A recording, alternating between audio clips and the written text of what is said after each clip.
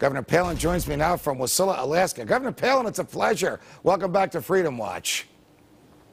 Hey, thank you so much, Judge. Before we get into, to speak with you. Thank you. Before we get into your views on the candidates and your views on the issues and your views on the presidency of President Obama, a lot of people are waiting for the month of September to be over because they're sort of expecting some kind of announcement, up, down, in, out, yes, no. Is something going to come from Wasilla, Alaska in the next 24 or 48 hours that might sate the appetite of the political class?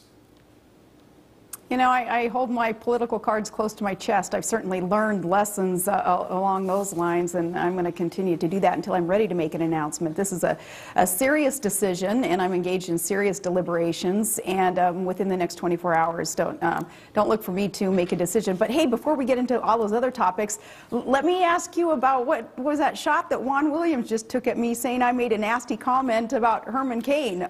What was that all about? Actually, it wasn't Juan Williams. It was I who was quoting media who were saying that you made the comment. But please correct what the record established. Did you say the Republicans seem to have? Did you say the Republicans seem to have a flavor of the month without referring specifically to Herman Cain? But it was Juan Williams who said he thought it was a nasty comment that I made. I think it's nasty when, you know, when a colleague takes a shot when they don't know what they're talking about. No, I said that what the media tends to do is kind of gin up controversy and propel this flavor of the week. And I'm not saying that Herman Cain is the flavor of the week. I'm one of his biggest fans, and I would never dismiss him or speak negatively about him. I'm saying that in this fast-moving 24/7 news cycle that is our world today, that the media does have to kind of gin up some controversy and intrigue so that viewers tune in. And there's a lot of competition in the media world, and you know, in this quasi-reality show, it seems it's being created in the GOP primary. It's just kind of the nature of the beast right now. And I think anybody would be hard-pressed to argue against what I observe, and that is that, yeah, you know, Rick Perry, he's propelled out there by the media as the flavor of the week, and then he's kind of shot down. Well, some perhaps they want to do that to Herman Cain, or they'll do that to, say, Mr. Johnson or Michelle Bachmann a few weeks ago. And then that person kind of finds themselves back to where the pollsters and the voters let me ask you this, Governor Palin. So it has a lot to do with the media. And I didn't say that it's the GOP that propels them as the flavor of the week. Are these debates worthwhile? Do they have a tendency to cause the person who's perceived to have the best one-liners at the debates to go up in the polls, and the person who has the poorest one-liners in the debates to go down in the polls? Stated differently, do the debates offer us a window into the worthiness of any of those candidates to represent the Republican Party on the national ticket next year? They offer that window into what that candidate stands for. That's very important. It helps the media. It helps us as voters be able to vet a candidate so that we're not stuck with somebody like we're stuck with right now in the White House, someone who wasn't vetted, Barack Obama. So it offers a window. But Judge, these debates with the 10-second sound bites that we're supposed to be able to describe what our foreign policy is, what perhaps the Palin doctrine would be in a 10-second sound bite, that doesn't do a whole lot of people a lot of good, but it's kind of the position that we are in too as, say, contributors to a news program.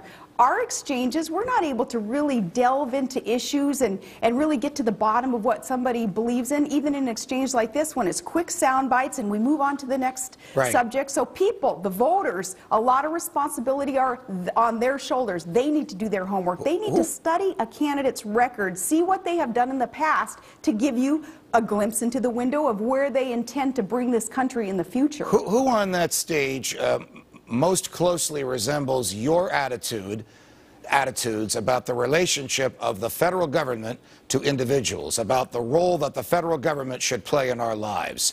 Are you with sort of the Rick Santorum, compassionate conservative, big government Republicans, or are you more with the Ron Paul, Gary Johnson, small government Republicans? I'm with whomever understands that the smaller, smarter government we have, the better. The government that governs least governs best.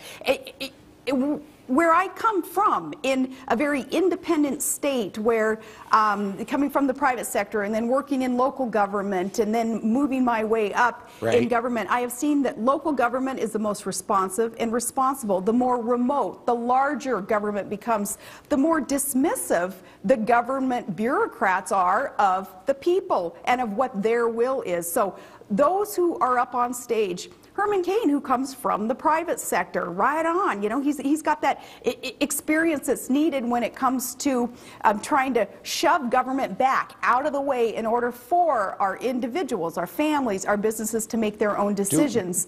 Mr. Johnson and Ron Paul, others who believe in smaller, smarter government and are not part of the permanent political class that I would like to see dismissed. You know, I'm all for these guys and their message. Do we have this last question? Do we have the real opportunity to elect those who govern us, or are we always governed, I'll use your phrase, by the permanent political class, no matter which party is in power? Well, it certainly is a bipartisan problem. I don't just throw stones at the Democrat Party and say that they alone have been the creation of this permanent political class, because crony capitalism and corporate welfare has been unfortunately embraced by too many of the leaders on both sides of the aisle.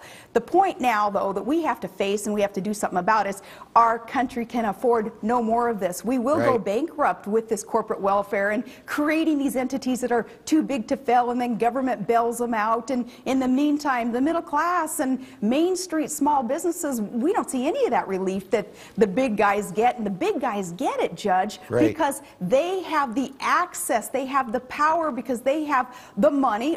Often it is our money via tax dollars that they get to spend on those who make the rules that apply to everybody except them. And we see with this issue of Solyndra, we see that that is kind of the crony capitalism on steroids that I have talked about in the past. This is the poster child right now. It's good timing for Americans to see that the solar panel company, corruption within, and a waste of money.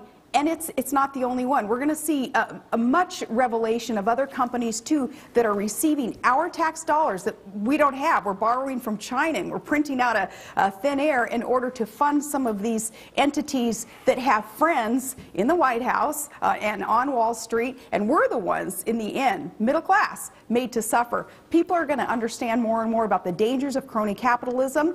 And that is why so many of us are saying, whatever it takes to retire this permanent political class that has embraced it, we're going to do it. Governor Palin, it's a pleasure. Thanks for joining us.